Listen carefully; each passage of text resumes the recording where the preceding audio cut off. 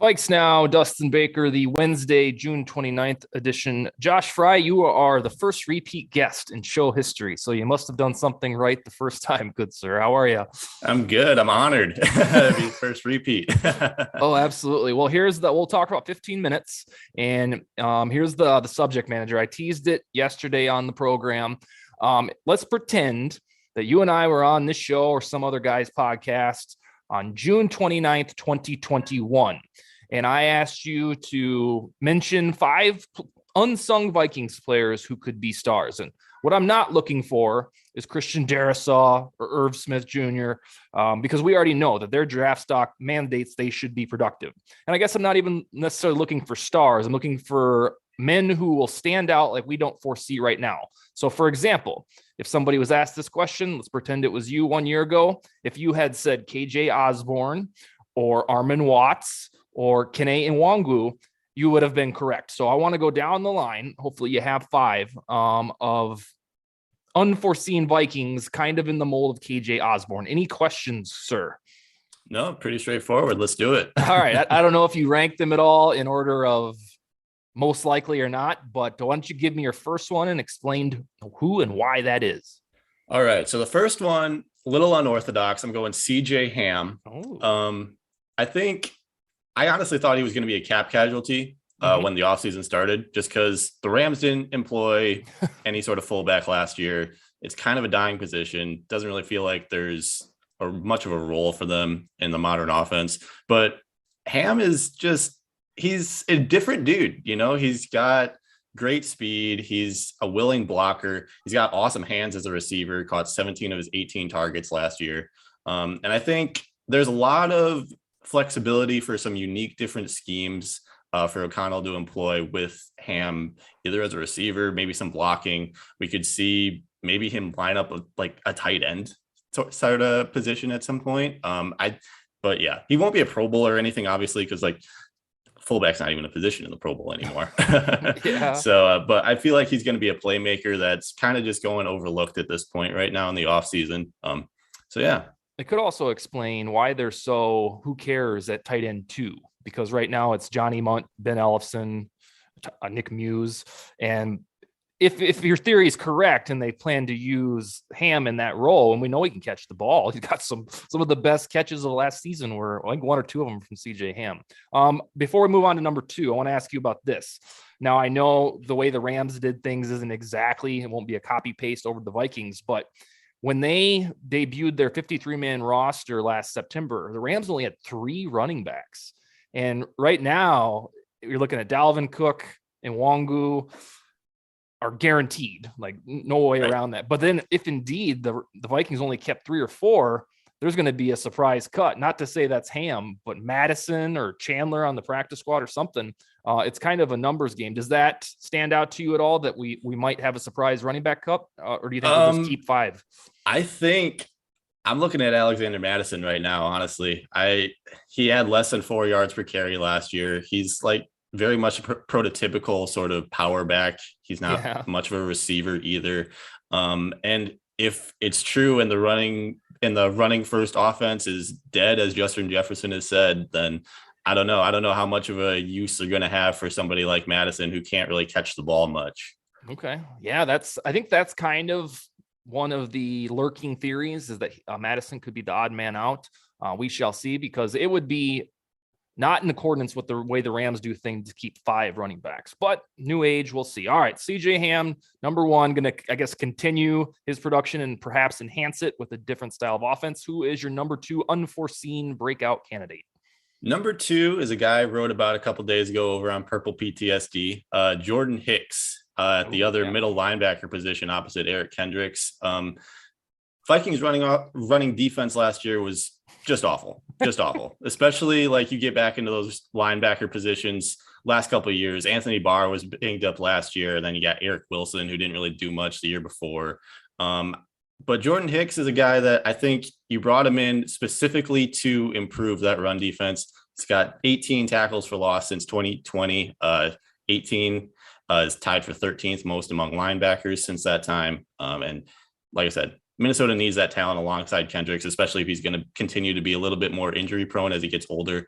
They need somebody to be able to not just play alongside him, but potentially fill in for him when he's banged up for a week or two here and there. So I hear you. One thing I've written about, like in singular sentences, about 5 different times since Hicks signed on VikingsTerritory.com, is that he doesn't come off the field.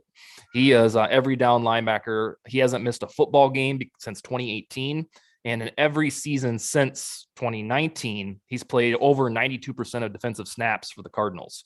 So to your point, unless things change in the Donahill defense, they signed a player, I think it was 2 years, 12 million, or 2 years, 10 million, who is going to play and not come off the field. And that's pretty cool, especially for a veteran presence. And it'll kind of soothes the pain of Barr evidently not coming back. All right, CJ Ham, Jordan Hicks, who is number 3? Number 3 is going to be a bit of a controversial one. Mm-hmm. I'm going Garrett Bradbury. That is controversial. And let's keep in mind here, Garrett Bradbury has been pretty awful to say so far in his NFL career. So a breakout season for him would probably just be playing average at the center position, but I really think that midseason benching last year kind of lit a fire under him that he sort of needed, that wake up call. And coming into camp now, he's going to have some competition for that starting center spot. It's not his guaranteed. Mm-hmm. He's got that extra 10 pounds of muscle. We'll see how much that actually helps him. But I think after that season benching, he closed the season pretty well. Game that stands out to me especially is that one against Pittsburgh. He played really well against that defensive front, which ranked number 1 in the NFL in sacks last year, just ahead of the Vikings. So they were doing something right over there. And for him to have a good game against that unit, it's pretty impressive. He just needs to get rid of some of those stinkers like he had against the Rams a couple weeks later. So go ahead. And then I just think having somebody at right guard that's not Ali Udoh, somebody you just throw in there and hope for the best. I think Jesse Davis is a guy. I think he can help him out there too. Just having a little more stability across the offensive line this year. There's a couple things that are especially negative about Bradbury that has led folks to sour on him, is that nobody really cares about his run blocking. He's pretty damn good at that, but the pass blocking is what's so, we crave for him to be good at because it's been bad overall for so long. And so we just totally gloss over his run blocking acumen because it's like, well, at least he does that. And then secondarily, he was a center drafted in the first round in 2019. And up until him, a center drafted that high in the first round hadn't happened since 2000 with Damian Woody, I believe it was. So his stock is always linked to where he was drafted. Normally teams just find centers in rounds 3, 4, 5, and we'll be just fine. But Spielman wanted to fix the line once and for all and went with Bradbury, who was supposed to be a guaranteed solid type of offensive lineman. And he flat out hasn't been good with pass protection. So we know he's not coming back for year 5, at least at a $13 million price tag. But that was also interesting going into training camp because the coach speak leading up to June minicamp was that Bradbury's the starting center. And then once they got there, it was like, well, wait a second.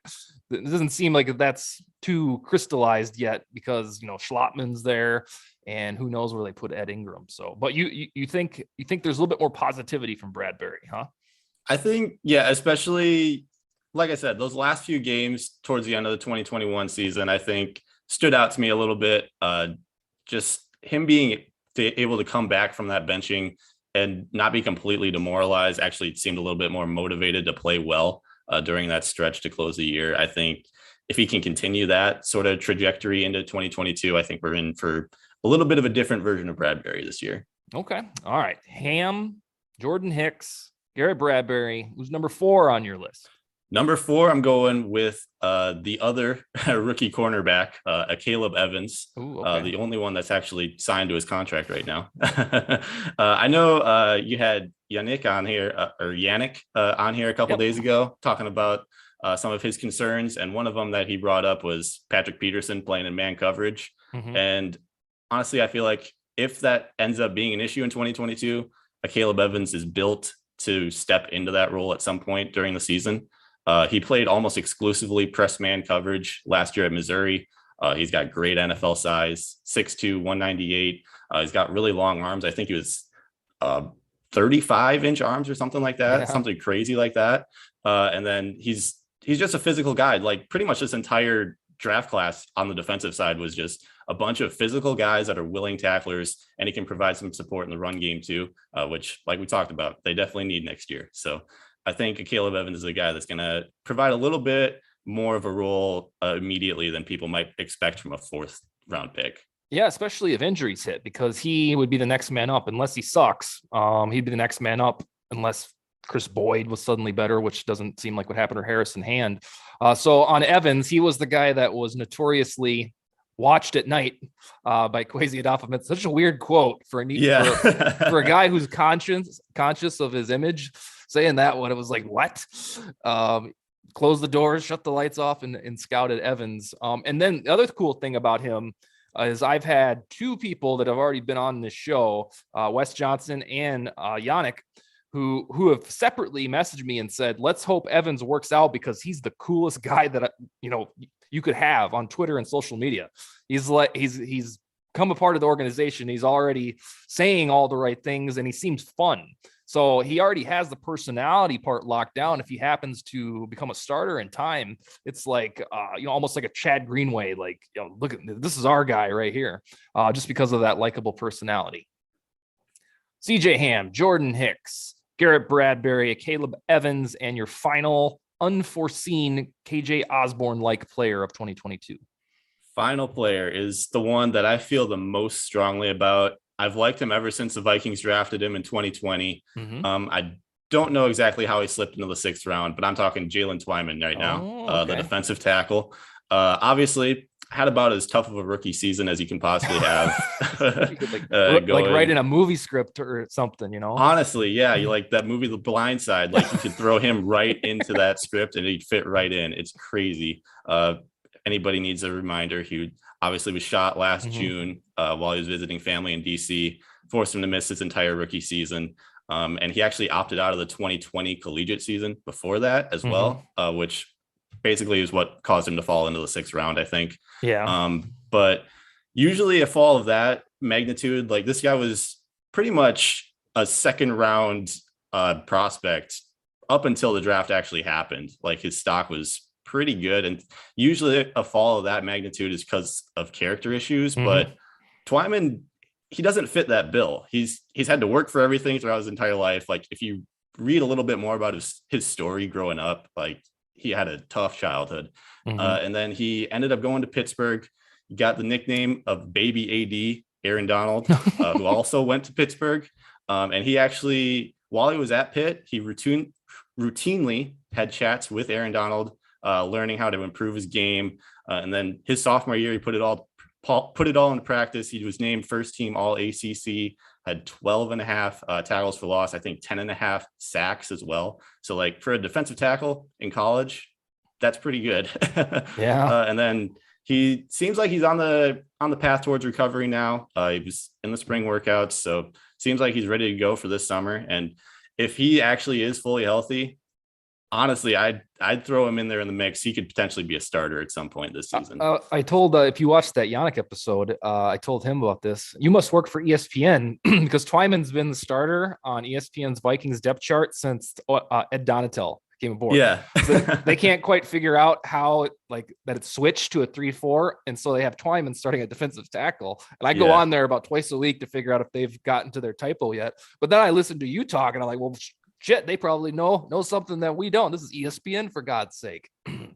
Honestly, yeah, just watch it. This is one of the guys I scouted a lot during the draft process last year. And if you watch some of his tape, the nickname Baby AD, it sticks. It sticks. Like he plays exactly like Aaron Donald. He's a physical freak in the interior defensive line. So I'm stoked to see him play this summer. Hopefully he gets a bit more of a role in 2022. Let me ask you this before I let you go. You didn't have any edge rushers or pass rushers, and that's fine. Can all get on this list. But right now, the Vikings are notoriously top heavy for their edge rushers, injury prone edge rushers, whether you like it or not. So after those two and situational downs, it would either be DJ Wanham, Patrick Jones, Janarius Robinson, Andre Mintz. Who am I forgetting here? I'm forgetting one or two. Which player or maybe it's just a hodgepodge. But if you had to identify a player to emerge as a third edge rusher, who would that be? Or Luigi Villen's another one. I think I'd lean more towards, like you said, more of a hodgepodge, just because that's kind of what they did last year anyway. Yeah. And it worked out decently well. Obviously, second in the NFL in sacks is pretty good. So doing a little bit right there, if you can rank that highly. But if I had to pick one guy, I think Patrick Jones. I think he can take another step up this year. Another Pitt guy. And he was Twyman's teammate for a little bit. So that'll be an interesting dynamic to keep an eye on too. And O'Neal was on one of those teams, right? With Patrick Jones, I think they crossed so. Yeah. Yeah. Now that you mention it. Yeah. Because I think on draft night last year, April 2021, they posted a picture together, which implied that they must have crossed paths. Mm-hmm. All right. So you're going to go with Patrick Jones if forced to pick one. And that would make sense because he's a third rounder and he should beat out Luigi Villen, or we kind of already know, we think we know we have with Wanham. All right, sir, why don't you start to pencil yourself in, come back around training camp time a month from now, 5 or 6 weeks from now, and then we'll go through and come up with another topic. Does that sound good to you? Sounds great to me, man. Looking forward to it. All right, man, take it easy. You too. Let's go.